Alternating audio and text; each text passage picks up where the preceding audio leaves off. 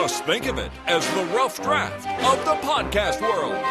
This is the Newbie Writers Podcast with your hosts Damien Both and Catherine Bramkamp.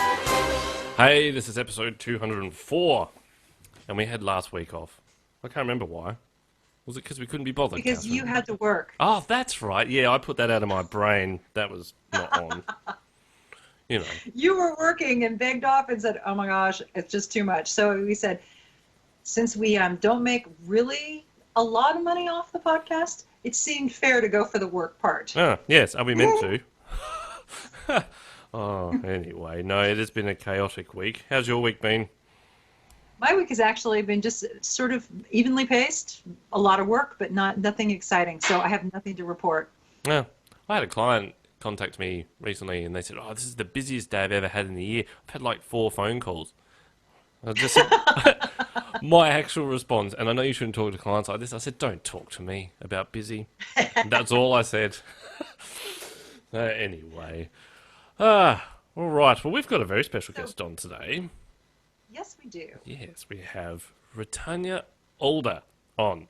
Did I get that right? Please tell me I got it right. Absolutely perfect. Yes. Thank you. I don't know. My brain, you know, you were saying to sort of think of, you know, was it Tanya with a roo on the end? My brain doesn't think like that. We have this is going to sound really offensive actually. We've got a large roundabout here called the Britannia roundabout, and I thought Britannia, it's pretty much the same. That's how my... roundabout. Congratulations. I'm so glad you came on with us. Well, somebody does call me that, and then they sing the Britannia song. So I go Lord. like, yes. Well, okay. Okay, well, we're better than that. I'm going to give us that. Man. And I thought I was the nuts think one. they're going to be so clever, and you just look at them like, really? That's the best you can do? Seriously? Yeah, but at least They I just did it. lame things. At least I did it in my head. I'm not going to be that rude and then sing a song to you. Far out. No. Anyway. No singing. We don't do singing on the show. Now, we've got you on this show because you're famous, basically. Isn't that right, Catherine? Yeah, that was I don't know about that, pretty but much. I'm happy And she's to an be on the show. author. I'm still going with theme. Yes.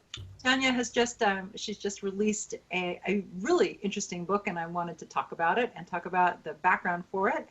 And that's all I'm going to set up because Rutanya can tell us all about what she's doing and what she's created. Talk to us about Mommie Dearest. I'm sorry, go ahead, Damien. I was going to say, talk to me about Mommie Dearest. I had a look at the trailer. It's a little bit before my time, you see. And I thought, wow, that movie looks... Sure.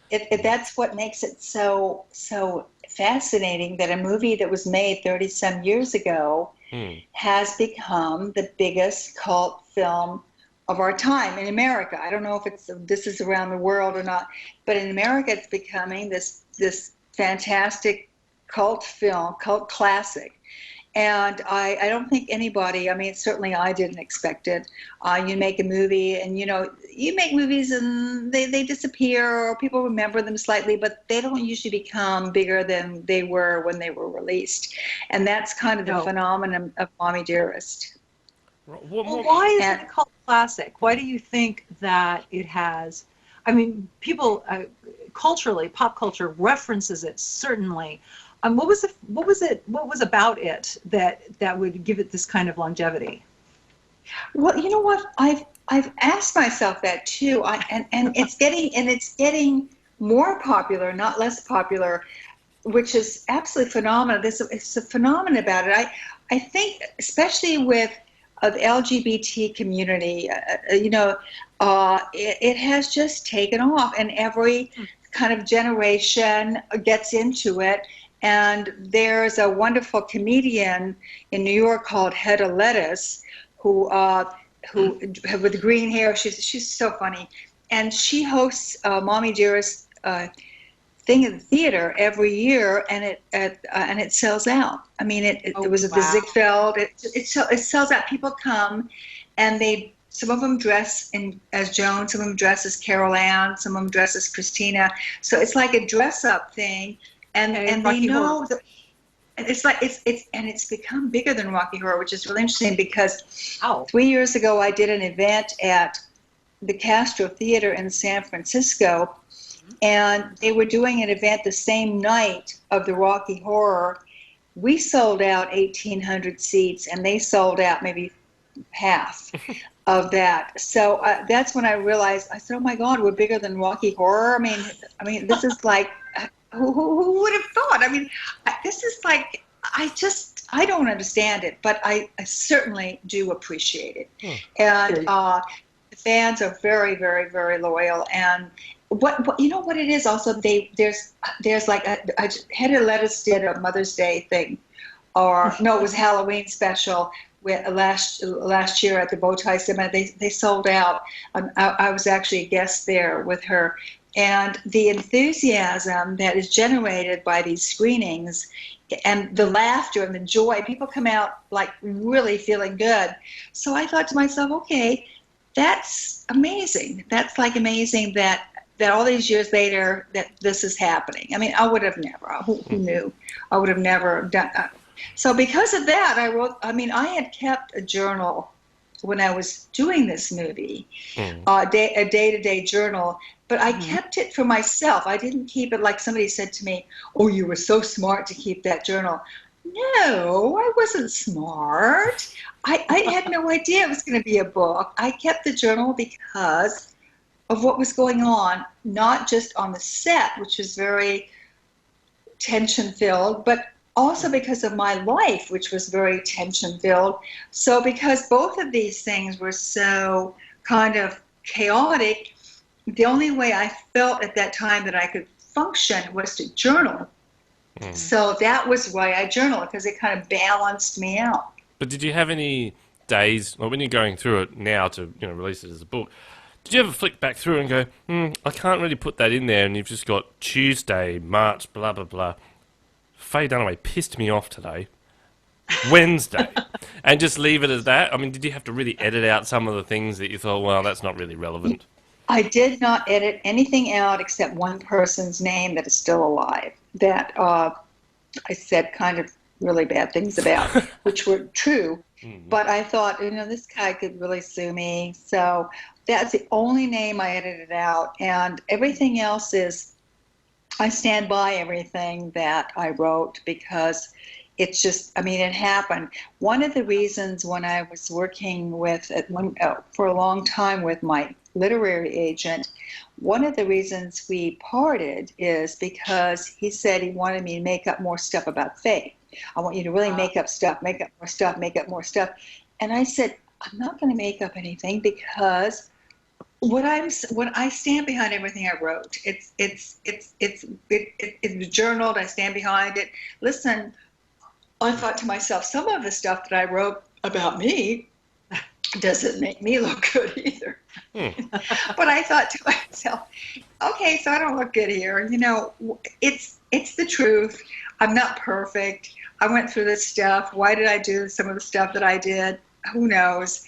But I don't want it. I wanted my little warts to show through too. So I didn't remove that out. Like I said, the only thing I took out was one name. But and so that was, it was pretty much, warts and all.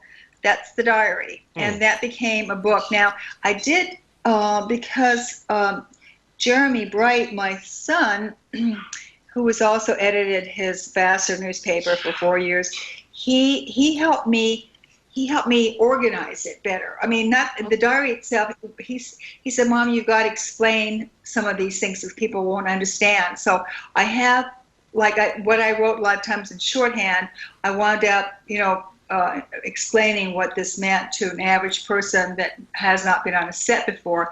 And then he had me bookend it. He said, I want you to bookend it, write who you were before you were Carol Ann. So in other words, I start out with my journey to America. By the way, Damien, it was either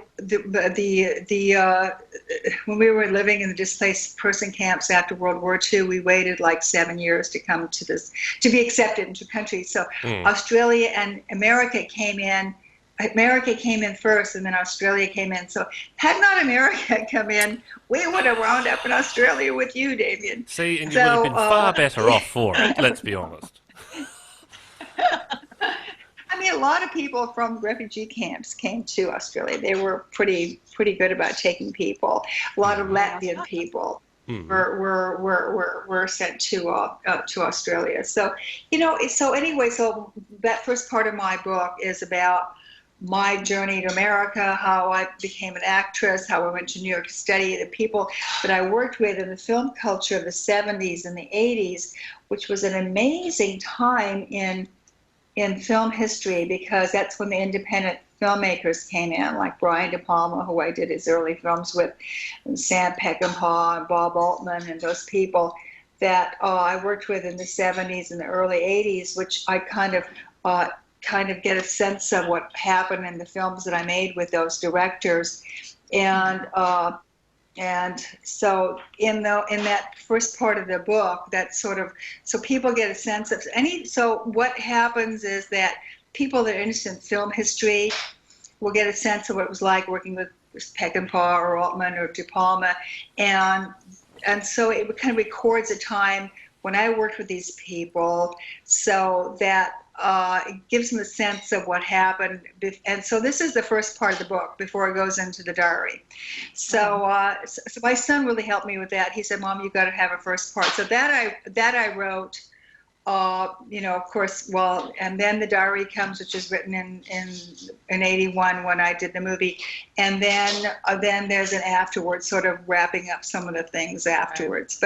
But sort of, it's like a three-parter book. So I think anybody interested in film and how film was made, also anybody interested in Mommie Dearest particularly, will find this fascinating, because this is the first book that is written about the making of Mommie Dearest. So it's kind of like a little niche. I don't want to, how do you pronounce that, niche?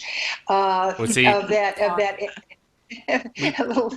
So it sort of fills that niche for people that are really interested in how film's made. And one of the feedbacks I got from people that read it from my Facebook page said that they never realized how films were made, and that there's a lot of other preparation time and time in between, and things that happen. So they said they really got a picture of what it was like to be on a film set too. So all these things. Do you remember your first ever acting gig? When you decided I'm going to become an actress, and then you auditioned for something, and they said, "Yep, you've got the part." Do you remember what that was? Well, that was my first speaking part, was for Brian De Palma. I auditioned for a movie called Greetings, which, by the way, one of the stars of that movie was Robert De Niro, before he became Robert De Niro. And actually it got a really nice acclaim. It won the Silver Bear Award at the Berlin Film Festival. It was a comedy, a black comedy, which is what Brian De Palma is not known for. He's known for all the kitsch. But his two films, for that matter. And Robert. So this was kind of interesting, because it was when I went in to audition for Brian. I happen to also be very good at improv on some level when it comes to characters. So he had me do an improv, and he cast me right away. So, okay, your part's yours. So that was my first part that I was cast in. That really was a wonderful part. It was a very funny and hysterical part. But I had worked earlier having one line in Rosemary's Baby. And as Dr. Hill's answering service operator, I talked to Mia on the phone booth. But I also I was also in that movie for 6 weeks, because I decided, Roman Polanski decided that I would be Mia Farrow's body double. So all those long shots in the New York are all me, and that I would be her stand-in body double. So that was, and then I got my one line. So it was really interesting working on that movie. And then I did a movie called Up the Down Staircase with Sandy Dennis, where I just played one of the students in high school, and where there's troubled high schools, there's bad people and good people. So so those are the first two where I got paid. I actually got paid before Greetings, and then Greetings happened, and the back-to-back. Brian followed through with a movie called called Hi Mom, and it had a 25-minute scene in the film called Be Black Baby, which is such a great scene still. Richard Schickel did a whole column in Life magazine at the time on that scene and how powerful it was. So the first two films I really did were these black comedies with Brian De Palma, other than doing, standing in the background for Roman Polanski. And watching beautiful Sharon Tate come and visit the set and sit on the curb, and then you just don't know what the future brings. According to IMDb, it's got your character as a shoplifter. Now, you know how so many actors will say, "Oh, well, I researched this role for 6 months." How much did you shoplift to get into the role? Just. You don't have to answer that. Actually, that could probably get in a lot of trouble. Now, I missed hearing. How much did you do? What before you got the part? Shoplift. Before you took the part. Did you go out and shoplift just to get into the shoplifting? Shoplifting. No, but I shoplifted when I was a kid once or twice, and people got caught, and I was terrified. I said I shoplifted a comic book and a chocolate bar. Oh. So I never shoplifted again because I got so terrified that I would be sent to jail and bad things would happen to me. One of the kids I was with got caught, and I thought, oh my gosh, my heart was beating 120 beats a minute. And I thought, I would never ever shoplift again. So. Well, you did, because you ended up in a movie. I ended up in the movie and I shoplifted, so I had to practice. How does this book go into this bag? So let me just practice for 2 minutes. And okay, I'll just put it in. But in real life, I'm just terrified of all those things. So I still remember when I shoplifted the candy bar with the little kid next to me, and the kid next to me got caught, and I didn't. I thought, I will never, ever, ever, ever shoplift again. Except in movies. Right? Except in movies, which I'll do that. There you go.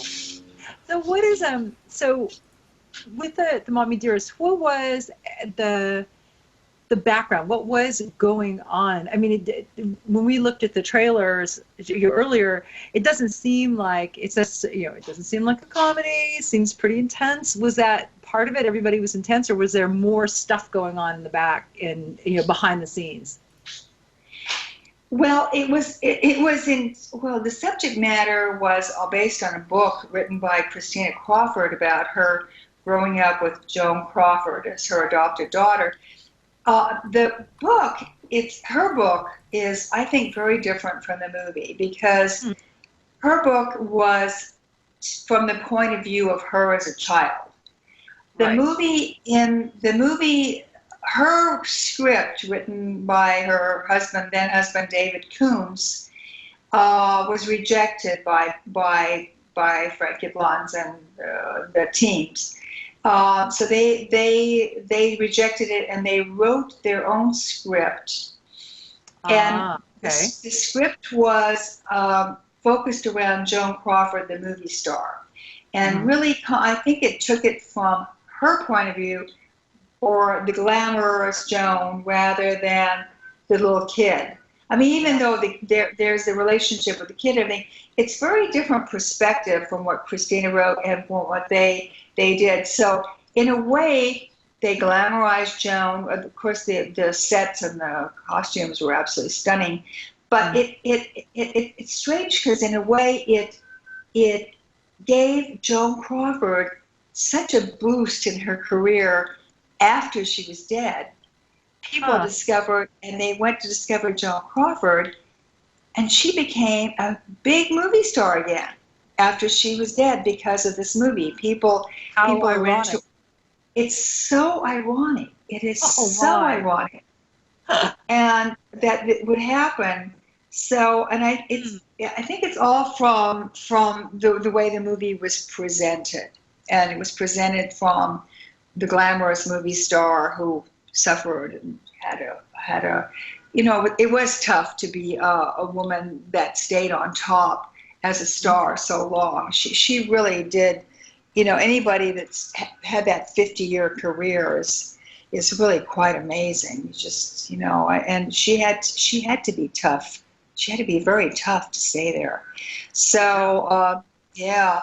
So, but it's interesting because it's definitely, even though they use the title, Mommie Dearest Diary, and there's aspects of Christina's story in it, but I think it's a whole other story. I think it's a story presented, they've changed the focus from Christina to Joan. So why do you think the gay community... Sorry, Catherine, I was just going to say, why do you think the gay community's got behind it so much as a cult following? I think people identify with Joan. I think they identify with Joan, and people want to feel powerful. They want to feel glamorous. They want to feel powerful. They want to feel like they can survive anything. And I think through this woman that does survive, I think people identify with her.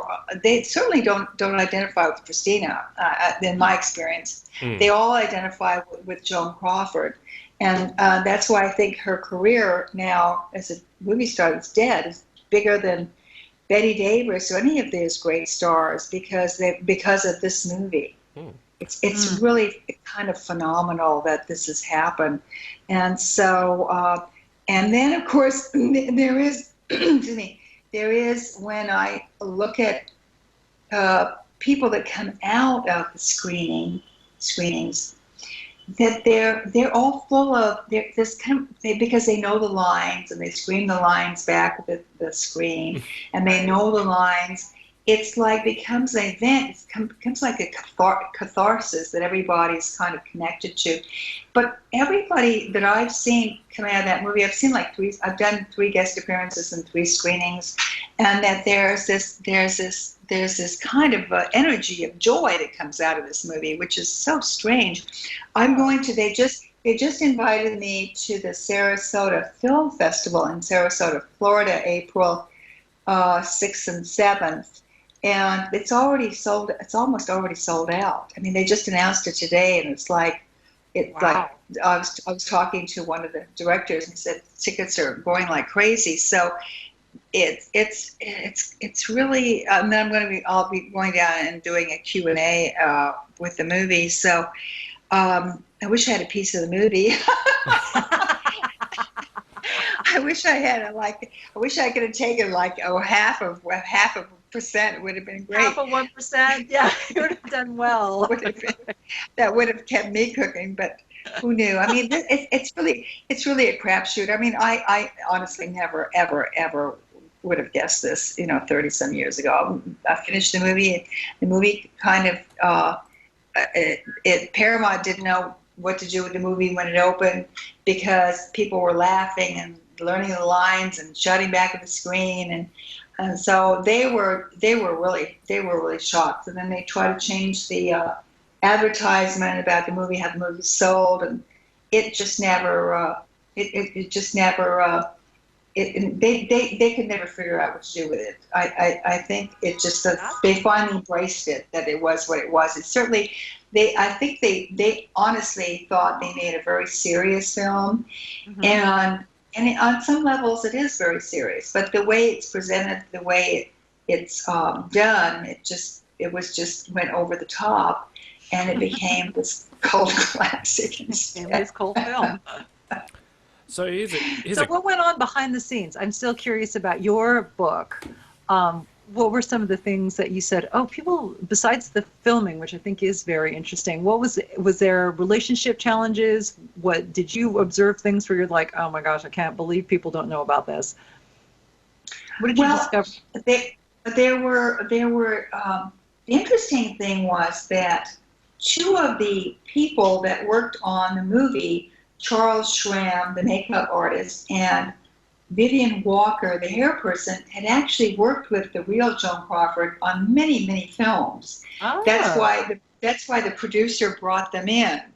And Charles Schramm was very upset because the reason he came out of retirement to do this movie. He also goes back all the way to The Wizard of Oz. You know, he worked on that movie on makeup. So this guy had a real history of working with all the big stars. So when they brought him in to do this movie out of retirement, they brought him in to do Faye as Joan because he'd worked on Joan on many films. But then Faye said, no, I don't want him as my makeup artist. I want to bring in my own makeup person. So he was, that happened from day one. So that set up a tone where Mr. Schramm was very resentful because then he had to work with me because he did a great job. But he became my makeup artist. And Vivian Walker, who had all this huge hair collection of wigs that she'd worked with over the years with Merle Oberon, Elizabeth Taylor, Joan Crawford, all the huge movie stars. She did all of Elizabeth Taylor's wigs and Cleopatra. I mean, these are people with serious credits. So then Faye Dunaway gave her a bad time about the wigs and brought in her hairdresser, Kathy Blondell. And the reason she brought in Kathy Blondell is because she liked the way Goldie Hawn's hair looked in Private Benjamin. But talk about a diss. Talk about a 360. I mean, it's like, oh no, Goldie Hawn, and look, her wig looked great in Private Benjamin, but she wasn't Joan Crawford in the 40s or the 30s. 40s. It's a different thing. So when she came in and kind of replaced Miss Walker, so Miss Walker was relegated to do me and Diane Scarwood and the little Christina. So from day one, this sort of happened, and it happened without it being.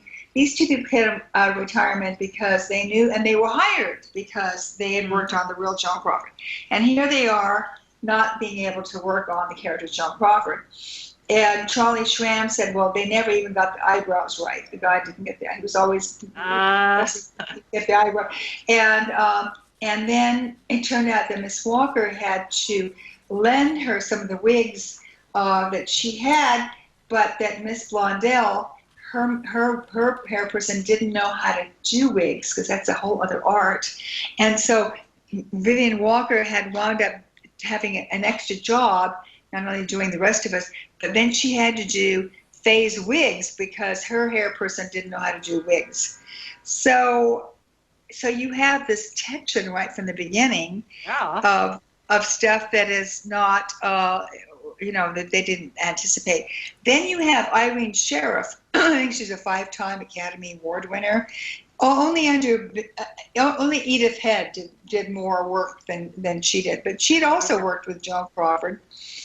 And then Faye Dunaway kept changing her costumes and her design, although those magnificent dresses that were just made, everything was custom made for Faye Dunaway. So, the dresses were seriously beautiful.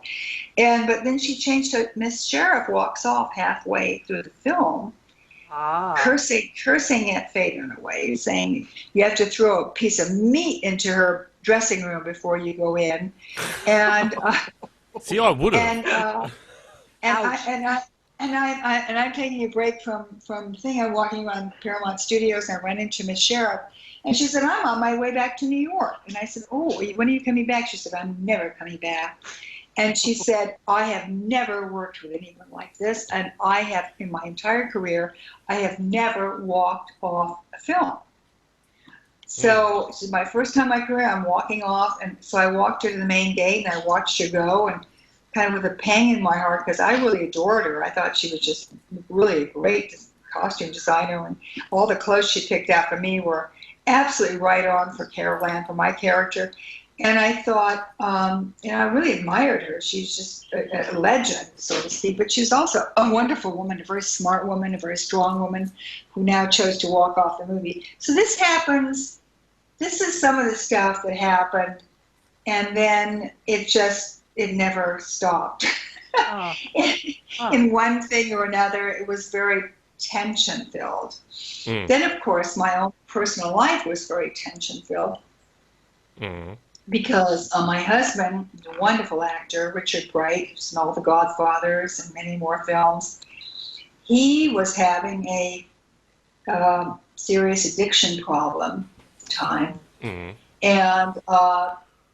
And so it was working on the film with all the chaos in the film, and then coming home to deal with my husband, who was in the middle of addiction, was very traumatic for me personally. And that's why I started the journal, because I thought, how am I going to deal with these two things in my life going on that I have no control over?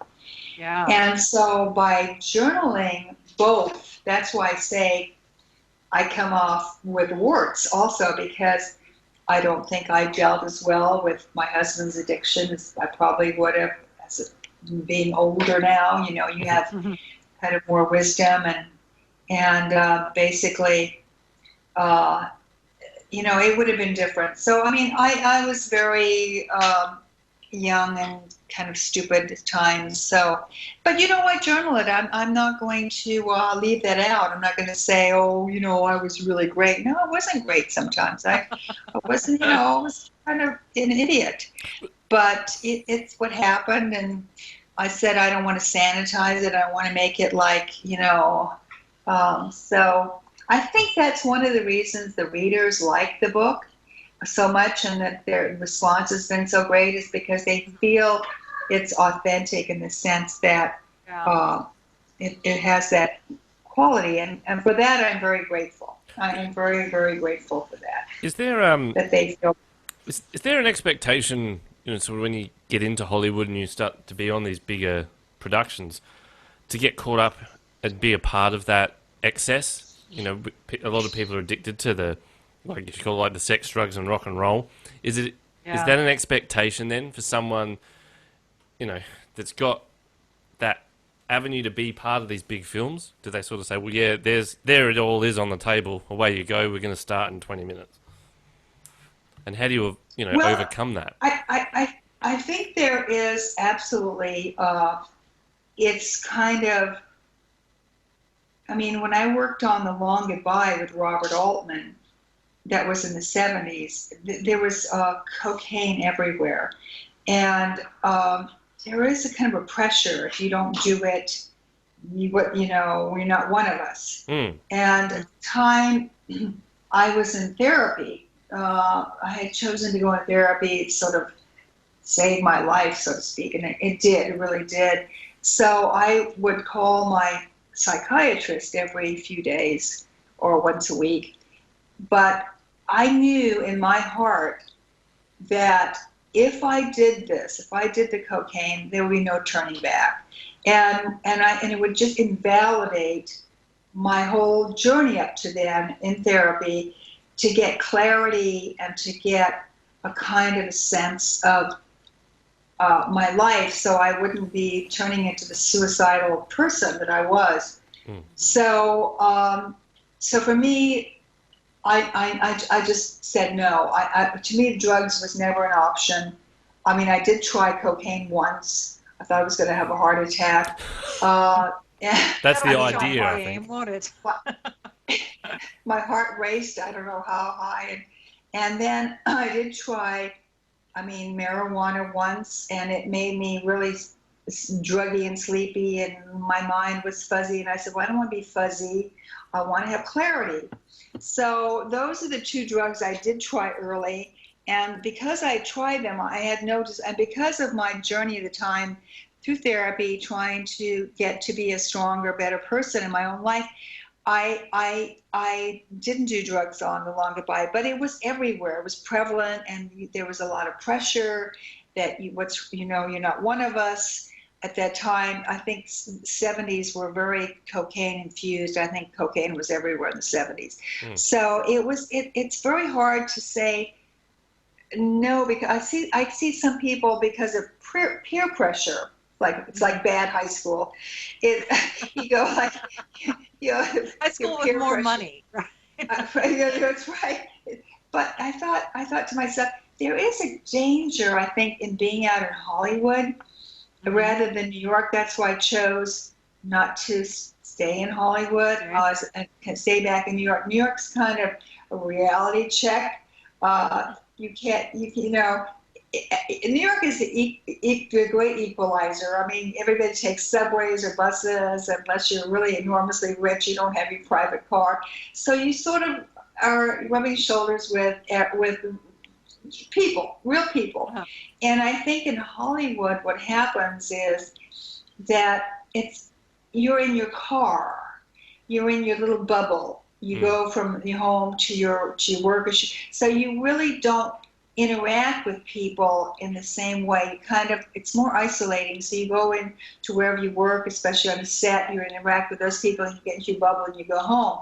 So it's kind of more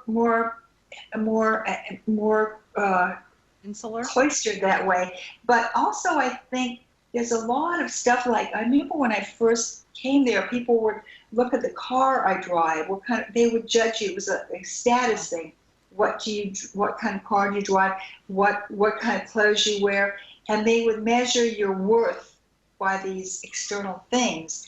And I think it's very dangerous. I think it's a very dangerous thing. I think that's one of the things with all the plastic surgery going on. Everybody with those big lips and full faces.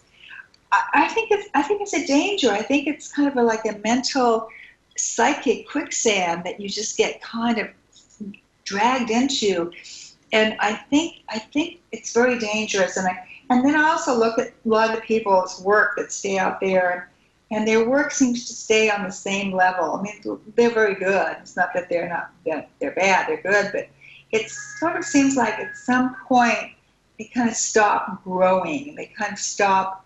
Life is like an upward spiral, and if you stop that upward spiral, you just kind of stay at the same thing. And I find that in the work that I see coming out of Hollywood. I think people should be. I mean, when you get into your car with a driver and you fly in your jet plane. I'm talking about the 1%, because most of us don't have that luxury to do that. But you go and it's the same kind of life. It's like you're on your yacht, or you're on your beach house, or you're on your plane. Well, the thing is, actors, really good actors, have to portray people, really good people. I mean, the common person is what most of the stories are about. The really good stories are not about rich movie stars that fly all over the world. And I think what happens is when you put yourself in that ivory tower behind those gates, behind those walls, that I think it stunts you. I think you become this person that stays 30 forever. Mm-hmm. I mean, even though you're 50 or 60, you just happen you stay 25 or 30 or maybe even 10. You're in that level, and I see that as a kind of a danger. And I even look at Faye Dunaway in a way. She was a wonderful actress, stage actress, interesting work in an early career, based out of New York. And I think when she went to Hollywood, I mean, she did some wonderful films, Chinatown being one of them. Yeah. But then, what happens when you kind of just, after that, when you kind of just settle for your house and your career, your car and I don't know, it's psychologically very interesting. And it is kind of like a psychological quicksand. You get pulled into this thing. And I recognize that being in Hollywood in the 70s, not full-time, but on some of these films. And in the early 80s, when I actually lived there for a couple of years, I thought, I have to get out. Otherwise, getting out, or I'm going to kind of emotionally drown here. So that's one of the reasons I came back to the East Coast after a couple of years out in California. From a writing point of view, you've got this diary, this book out.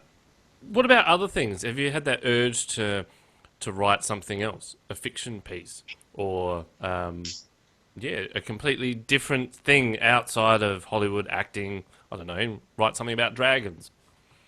That's wonderful. Well, my favorite books when I was growing up were fairy tales, of course. I think I read every fairy tale in the library, and of course all those early Nancy Drew and Tom and the Hardy Boys. And but I am writing a play. I've got it's half written, and I want to spend like this late spring and summer. I hopefully get it finished by the end of the summer, at least to a point where I can workshop it. I mean, I have workshop pieces of it, and I'm getting really, really great response. But I want to.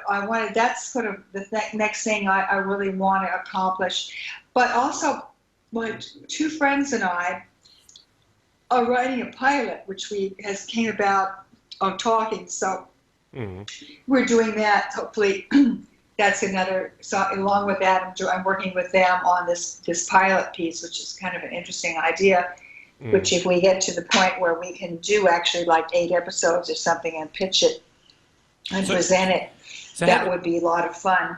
So, and then I did. I'm still active in theater. I did John Brer's new play at the Provincetown Theater Festival last fall, and that was a lot of fun. It was a lot of fun meeting him too, and then I did the Tennessee Williams one-act plays, and then I did a fun play called Murder at the Howard Johnsons, which is a bizarre 3-character comedy, which I absolutely love.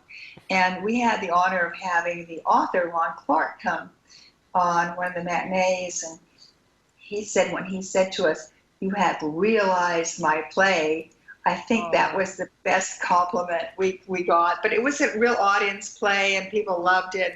Some people came back 2 or 3 times to see it. They just thought it was a lot of fun. So, I mean, I'm pursuing to me, I love acting. So it's not like I'm going to retire. I have nothing to retire to. Yeah.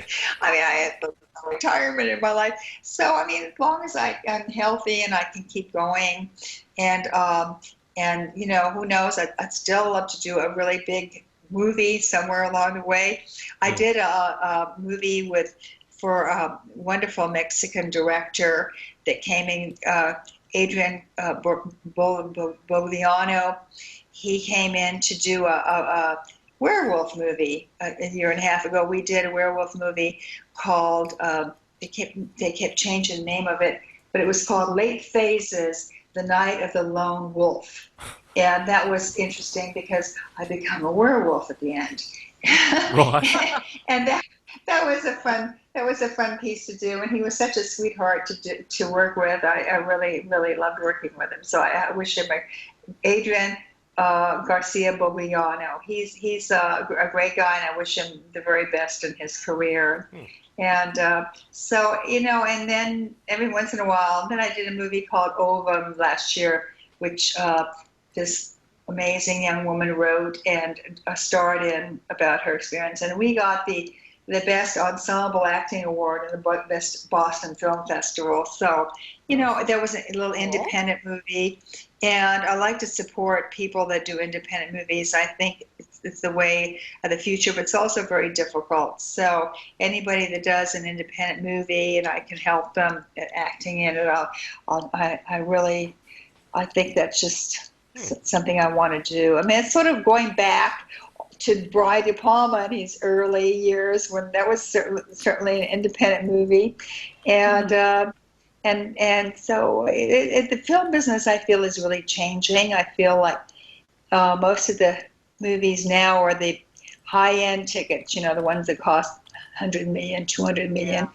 And those are the ones that are sort of, and they've actually cut production of movies has really been cut because they're doing these big movies. So I think the real stories are going to come from independent filmmakers. I think that's the way it's going to go, because I don't think the studios are investing anything in small movies anymore. I think they all want these they want the big profits. And in a way, I think it's too bad, because I think some of the movies that people really remember are people, I mean, even Orson Welles' movie, why can't I remember the name of it? The best movie, one of the best movies ever made. I blanked, but where he, at the end, he looks, Citizen Kane. I mean, Citizen Kane was not a big budget movie, but it's one of these movies that will, it's just going to be forever. And Casablanca and all these other movies, and a movie I made with Michael Cimino called The Deer Hunter, which is still like a classic movie. That's an amazing film. It's like, it's about people. All these movies are about people. And I don't have anything against these big budget movies about Captain Marvel or all these things. I think there's a market for them, and people, go and have fun. But those are the movies that you will, 10 years from now, honestly, people will not remember. So I hope that the independent filmmaker takes the place of telling these other kind of stories that, I have an old movie channel sometimes, and I think, am I going to watch this movie? I'm going to watch the old movie. And invariably, I will watch the old movies. It's like, that was a good movie. I like that movie. So I don't know. That's just my personal take on it. Yeah, but define old movies. See, I flick over to those channels and go, oh, Wayne's World's on. Fantastic. I actually like Wayne's World. I gotta say. I love Wayne's World. It's one of my favorites. Where can we find the book, and where can we find you? You can find her everywhere. Thank you. My book is available on Amazon.com.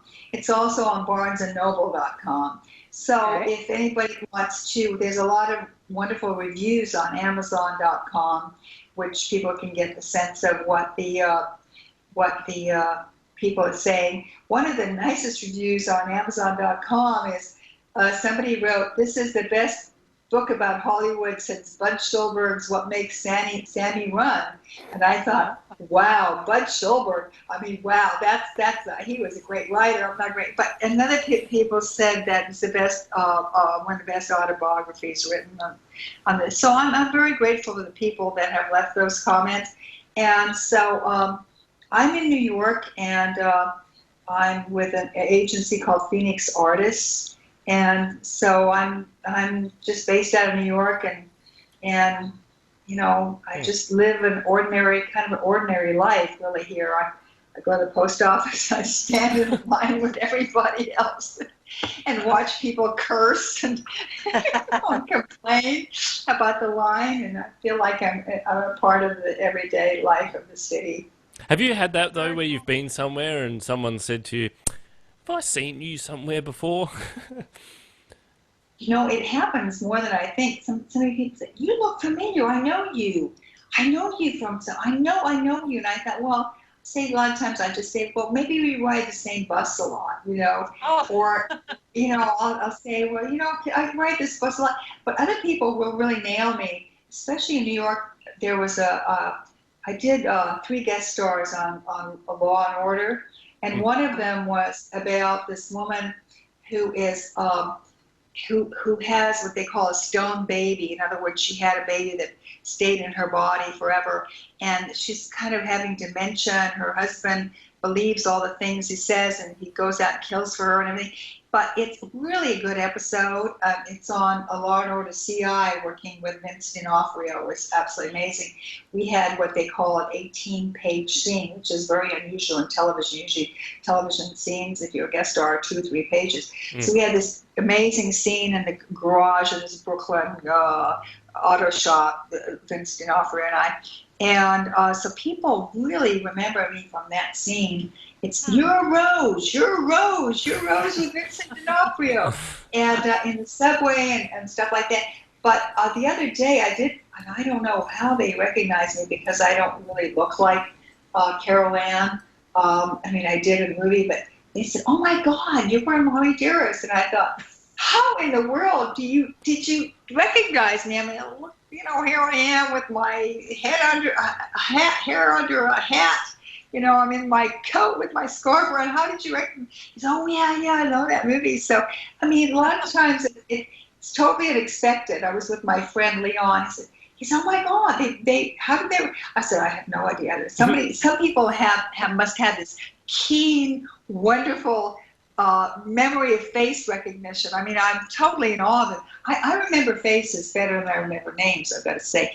But some people really, really nail it, and I think to myself, wow, that's amazing. How did they do this? But it happens every once in a while. At the end of the day, actors and actresses they're just people. We've been doing some work, with my business in chemists, pharmacies. And I saw someone who's quite prolific on TV when it comes to adverts for a particular chain of stores. And he was in there, and it was just one of those awkward moments. You're kind of thinking, oh, hang on, he's probably in here buying something really inappropriate, like laxatives or something. I don't want to make eye contact. I was like, hey, how are you? He was standing right next to me while I'm trying to do my job. And I think, yeah, that's, at the end of the day, they don't want someone to go, hey, you're that person from that ad or that show. What are you buying? Right. What do you have? What you doing? Oh, that's a nice flavour of colonic you've got there. Anyway. Let me take a selfie with you. Can you hold up the product? Can you hold up that Tampax or whatever? Yeah, exactly. Right, exactly. God, look what you use. I'll use that too. Yeah. That's kind of frustrating for them. Awkward. Anyway, look. Yeah. Stick around. We've got a couple of things we need to do because we're pushing for time. Should we do a prompt, Catherine? We can do a prompt.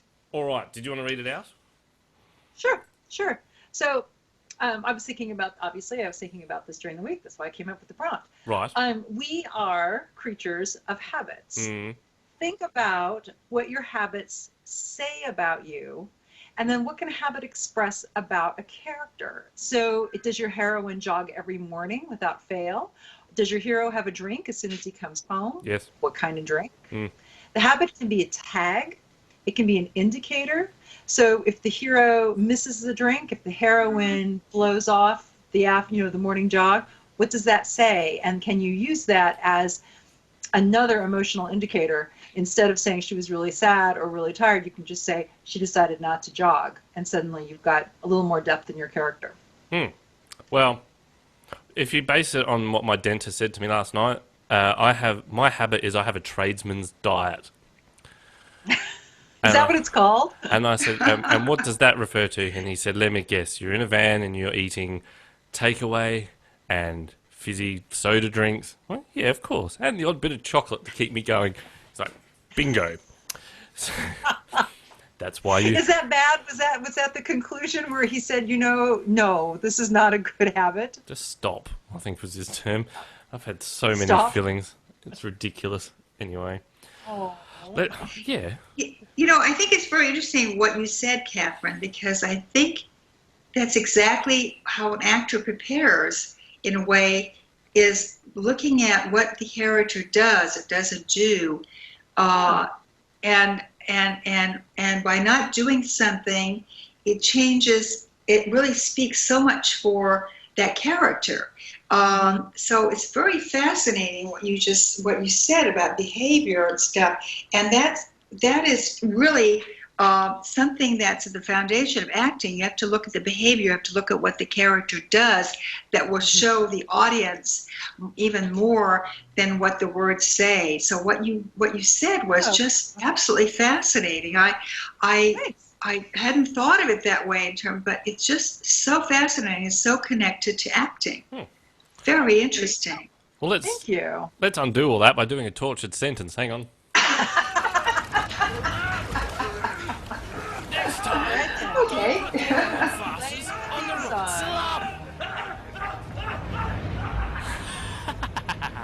Tortured sentences. That sound grab, I actually got, that came from Faye Dunaway's Change Rooms. Anyway, we threw the meat in there and I hit record. No. All right. So this tortured sentence, where did this come from, Catherine? It came from one of my students. Okay. Well, this is a never-ending supply. Thank you. Decision making is a constant revolving process that literally happens throughout a person's day. Well, I hope so. No, it's the mixed metaphor is the constant revolving process, and then literally happens. And I know that literally is moving into being a way of just saying it's for sure, just to put it in another vernacular. But I still have a challenge with literally. So it's a constant revolving process that literally happens throughout the person's day. So here's this big lazy Susan as you stand in the middle of it with your revolving choices going by. That's what it sounds. That's kind what of like a zoetrope. It's like, oh my God, I'll take that one. Yep. And usually a phone's ringing at one end of it, and that's how it usually works for me. Rob on Twitter was suggesting that we should actually correct the tortured sentence as a new thing. So how would you fix this tortured sentence? Delete it. I would reroute it. And I'll just do this off the top of my head. I would reroute it completely to say that in decisions, everybody makes decisions every minute of the day, and just shorten that whole damn thing up. Yes, but I've got a word count I need to get to. Then you can just add in very, very, very, very, very. Yes. Anyway, let's do a word of the week. Yeah. Oh, you've changed it up a bit. You went somewhere else for our words. Or did you run out of words there? Nope. Oh. I never run out of words, but this struck me so much. This was such a cool thing that I needed to share, and we'll get a couple more words out of this. So go ahead and. All right. Well, I'm gonna check this place out. It's the Dictionary of Obscure Sorrows. Oh, that sounds so negative. I'm gonna spend a lot of time there. I thought you might like that. So I think this is how you pronounce it. Is it lekicism? Could be. There's no pronunciation on the website. It's just these fabulously made up words from the Dictionary of Obscure Sorrows. See, this sounds like a Hollywood. This is so cool. Sounds like a Hollywood film. It means the desire to be struck by disaster, to survive a plane crash, to lose everything in a fire, to plunge over a waterfall. This must have been invented by Stallone. This word.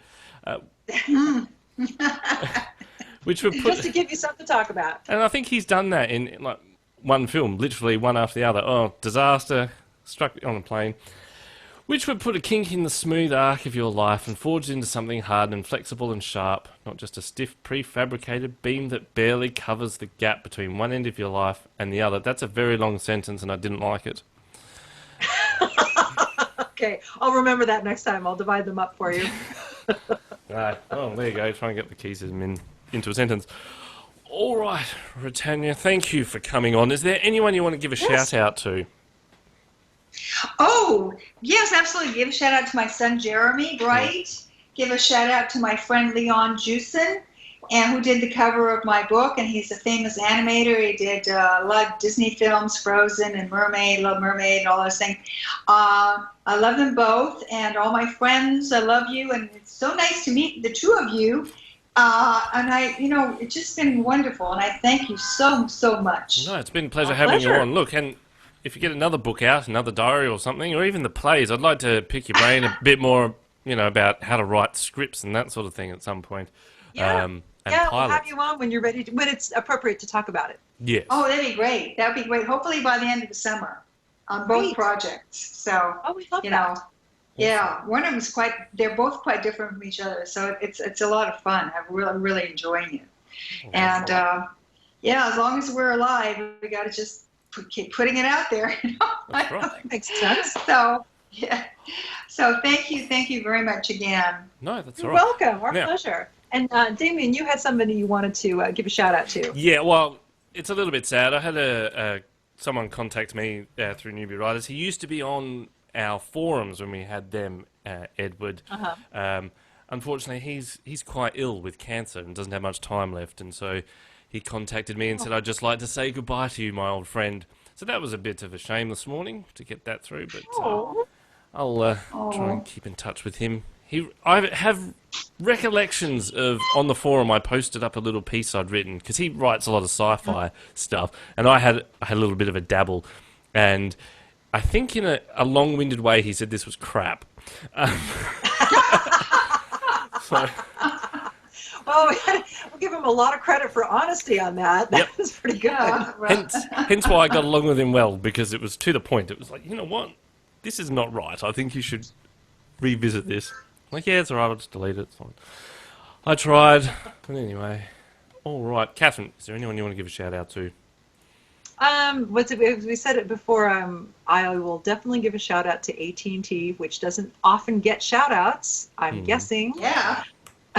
I'm guessing. I got a brand new phone. Dropped it the third day. I had it. Shattered the screen.